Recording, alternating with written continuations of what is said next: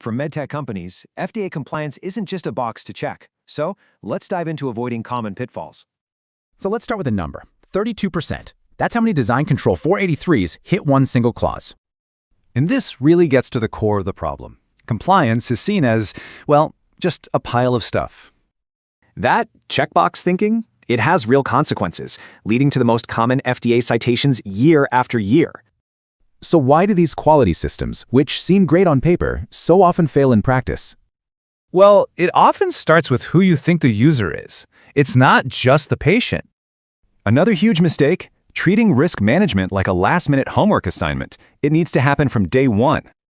And those marathon design review meetings, they don't work. Short, frequent check-ins are way more effective.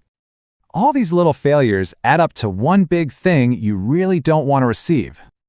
And that's the FDA Form 483. Think of it as an official list of problems they found.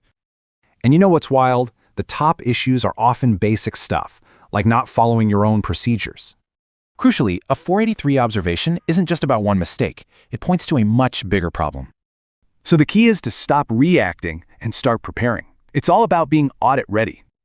This isn't about cramming for a test. The goal is to build a culture of being ready, always.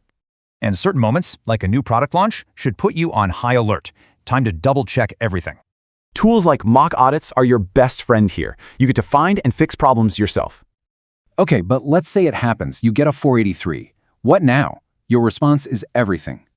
And you don't have much time. You've got 15 business days to respond before things get worse. A great response really boils down to 4 things. You have to understand, investigate, plan, and commit. To really find the root cause, you've got to be like a curious kid. Keep asking why. So let's wrap up with a big idea, reframing this whole compliance thing. Because the truly great companies, they don't see quality as a burden. They see it as an accelerator.